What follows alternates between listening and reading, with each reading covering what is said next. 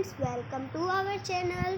तो आज हम पढ़ने वाले हैं एसएसटी का एक द वेस्टर्न डेजर्ट। जैसा कि आप ये फ़ोटो देख पा रहे हैं वेस्टर्न डेजर्ट की, ये आपके एसएसटी में नॉर्मली आ जाएगा लेसन 4th क्लास में, जिसकी आप स्टडी ज़रूर करें, जो कि आपके पेपर में आएगा। तो हम आज इसके बारे में स्टडी करने वाले हैं। तो देखिए, ये वेस्टर्न डेजर्ट है। अब हम इसके बारे में स्टडी करेंगे, तो लेट्स स्टार्ट। वेस्टर्न डेजर्ट के 3 नाम होते हैं, जैसा कि आप यहाँ पे देख पा रहे हैं। दिखाता हूँ अभी मैं, 1 मिनट। देखिए, एक है वेस्टर्न डेजर्ट, जो कि मैं अभी आप बोल रहा हूँ। एक है थार डेजर्ट, जो कि ये आपने राजस्थान में है। और एक है ग्रेट इंडिया डेजर्ट। ये तीनों नाम है थार डेजर्ट के, जो कि आपने पढ़े होंगे नॉर्मली। और मैप दिखाता हूँ हम आपको। ये देखिए, यहाँ पर थार डेजर्ट है। ये देखिए, ये यहाँ पे ये पूरा इंडिया है। अभी मैं आपको दिखाता हूँ। ये देखिए, स्क्रॉल कर दिया मैंने। ये पूरा इंडिया है। अब आपको लग रहा होगा वो ही है ये। और यहाँ पे है थार डेजर्ट। ये देखिए यहाँ पे, ये देखिए, हम आगे बढ़ते हैं। देखिए, थार डेजर्ट है, इसके नॉर्थ ईस्ट में है सतलुज रिवर। और सतलुज रिवर, सॉरी मैंने गलती कर दी थी, आप मत कीजिएगा गलती। अरावली रेंजेस है इसके ईस्ट में। अरावली, ये आपको याद रखना है ये सब। और ये नोट्स, इसका आप स्क्रीनशॉट ले लें, जिससे कि आपको ये पूरा समझ आए। पहला नोट है कि the region is surrounded by Sutlej river in the north east. जैसा कि हमने पढ़ा था, ये सराउंडेड है नॉर्थ ईस्ट में सतलुज रिवर से। The Aravalli ranges in the east और the Indus river in the west. अब इंडस रिवर की बात आ जाती है, वो है वेस्ट में। और run of Kutch in the south. Run of Kutch एक जगह है जो कि साउथ में है इसके। The Luni is the only seasonal river in the western desert. Seasonal का मतलब होता है मौसमी। ये लूनी ए सब ओनली एक है जो कि मौसमी है वेस्टर्न डेजर्ट में। फ्रेंड्स, कुछ नेटवर्क की प्रॉब्लम हो गई थी, इसलिए मुझे ये स्टॉप करना पड़ा था। तो चलो हम आगे बढ़ते हैं। Villages in desert are live in near oasis. Oasis, आपको डाउट हो रहा होगा कि ओसिस क्या होता है।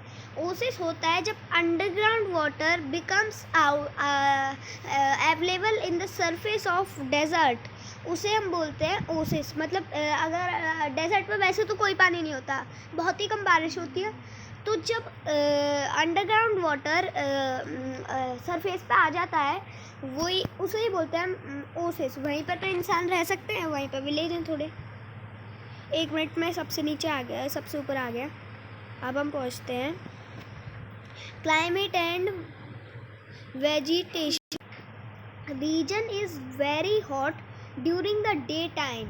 अगर आपने डेजर्ट के बारे में पता है, ये तो नॉर्मली पता है कि दिन में एकदम गर्मी होती है, जिसमें हम बिल्कुल भी नहीं रह सकते।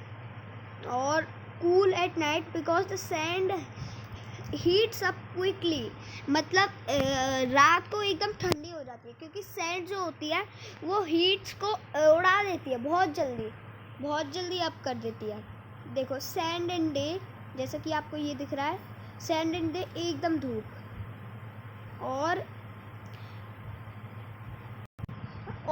सैंड का मैं आपको एक चीज़ बताता हूँ। सैंड का नेचर ही ऐसा होता है कि जब धूप पड़ती है, जैसा कि आप यहाँ पे देख रहे हैं, एकदम सनलाइट पड़ रही है, जो कि बहुत ही बुरी है हमारे लिए। फिर भी सैंड का ऐसा नेचर होता है जो अपने अंदर अब्जॉर्व कर लेती है धीरे धीरे करके सारी। और फिर रात को ऐसी थोड़ी ठंड हो जाती है, तो सारी ठंड को अपने अंदर अब्जॉर्व कर लेती है, जिससे कि फिर रात को ठंडा हो जाता है। Life of the people in the Thar desert. Okay, हम इसके बारे में पढ़ते हैं कि पीपल रहते कैसे हैं वहाँ पे। Life is not comfortable because the harsh climate conditions. मतलब क्लाइमेट तो जैसा कि आपको पता है, डेजर्ट में बहुत गर्मी होती है और क्लाइमेट कैसा भी हो जाता है। कभी तो एकदम रेत के तूफान आ जाते हैं, कभी एकदम ठंडा हो जाता है, और कभी एकदम गर्म हो जाता है। इसलिए वो कंफर्टेबल नहीं होती वहाँ की लाइफ। अब most of the people live in small villages और नियर ओसिस। मतलब वो रहते हैं छोटे से विलेज में, क्योंकि इतना बड़ा विलेज तो बस नहीं जाएगा वहाँ पे, इतना सा तो पानी होता है ओसिस में।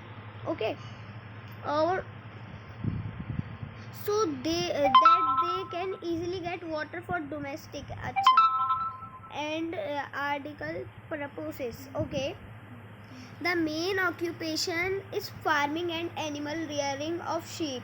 मतलब वहाँ पे खाने की प्रॉब्लम होती है, वहाँ पे बहुत दूर से जाना पड़ता है हमें खाना लेने के लिए, इसलिए द मेन ऑक्यूपेशन होती है फार्मिंग करना, जो कि बहुत मुश्किल होती है डेजर्ट में, फिर भी वो लोग पता नहीं कैसे करते हैं।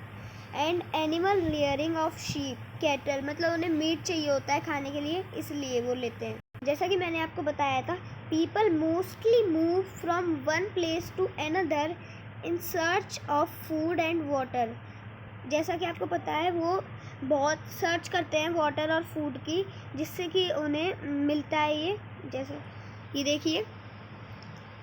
तो चलो मैं आगे बढ़ते हैं। These people are known as nomads और बंजारस, सॉरी। ये आपको याद रखना है, क्योंकि जब मैंने इस टाइम पेपर दिया था वो आया था, और इस टाइम भी ज़रूर आएगा। ये आपको याद रखना है। इन पीपलों को जो डेजर्ट में रहते हैं इन्हें बोलते हैं नोमैड्स और बंजारास। सॉरी, जो पीपल एक जगह से दूसरी जगह जाते हैं search of water and food, उन्हें बोलते हैं नोमैड्स और Banjaras. The people do hard work like stone work, मतलब वो स्टोन से कुछ बनाते हैं, उसे बोलते हैं। और बिदरी, पता नहीं कौन सा है वर्क ये। Tie and dye, Rajasthani word है Bidri. The ship of desert, ये आपने 3rd क्लास में ही पढ़ा होगा। द शिप ऑफ डेजर्ट, ये आपने पढ़ा होगा कि camel is known the ship of the desert, which is the most important animal in this area. जैसा कि आपको पता है कि ये पूरा डेजर्ट जो होता है उसमें सबसे ज़्यादा ज़रूरत होती है कैमल की, क्योंकि वो ही पानी लाने में हेल्प करते हैं, वो ही फूड लाने में हेल्प करते हैं। और जब हम एक जगह से दूसरी जगह जाते हैं डेजर्ट पर, हम इतनी देर नहीं चल सकते। जैसा कि आपको पता है, आप समर में अपने स्कूल से आते हैं तो इतने पसीना आ जाता है, तो सोचो वो तो इतने किलोमीटर दूर जाते हैं अपने खाने और पानी के लिए, तो उन्हें कैमल की ज़रूरत तो पड़ती है। तो चलो मैं आगे बढ़ते हैं। It can live without water for many days and can easily walk on sand, मतलब वो इजीली चल सकता है सैंड पे, जैसे कि हमारे तो पैर ढसते जाएंगे। और वो विदाउट वाटर और खाने के रह सकता है बहुत दिनों तक। कैसे, ये हम आगे पढ़ेंगे अभी, पर मैं अभी बता देता हूँ कि जब आप कैमल पर बैठते हैं तब आपने देखा होगा कि उसमें एक ऐसा आता है पहाड़ जैसा, थोड़ा शेप का, थोड़ा छोटा सा,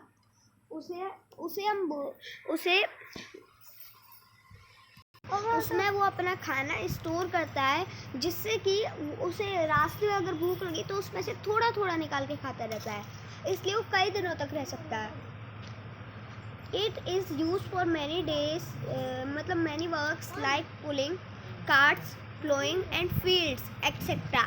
मतलब पुलिंग, मतलब अगर हम खाने को बहुत सारा ले जाएंगे तो पुलिंग खींचने में, पुलिंग कार्ट्स को, और ये प्लोइंग एंड फील्ड एक्सेट्रा, मतलब फील्ड में हम खेत जोतते हैं ना, उसे बोलते हैं प्लोइंग।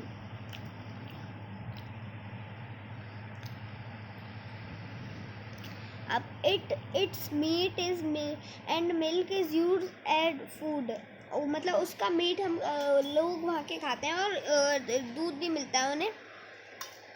और देखिए मैं आपको पेन से समझाता हूँ।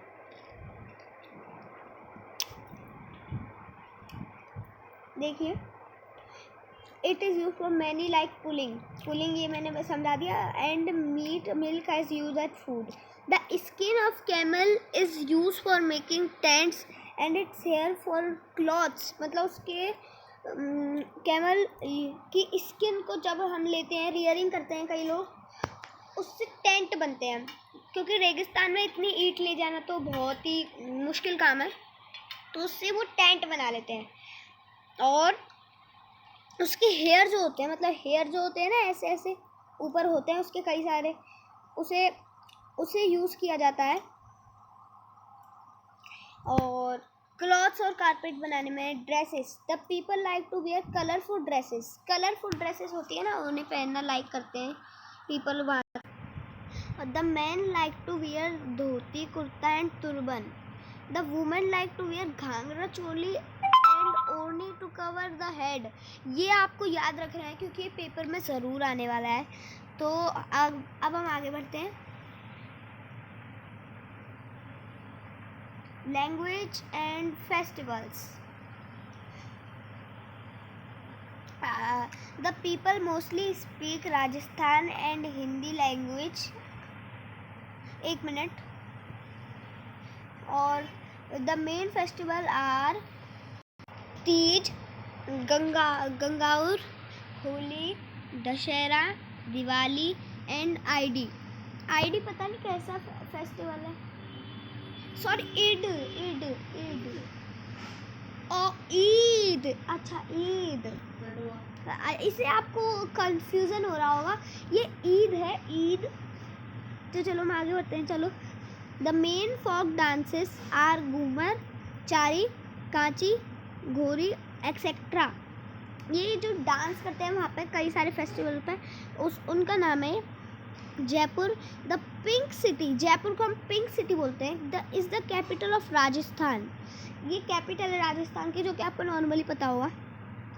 Dilwara Jain temple in mount Abu is famous for its marble carving all over the world में वही एक वो फेमस है क्योंकि उसकी वो जो कार्विंग होती है, डिज़ाइंस होती है, वो मार्बल की है, मार्बल। ओके, हम आगे बढ़ते हैं।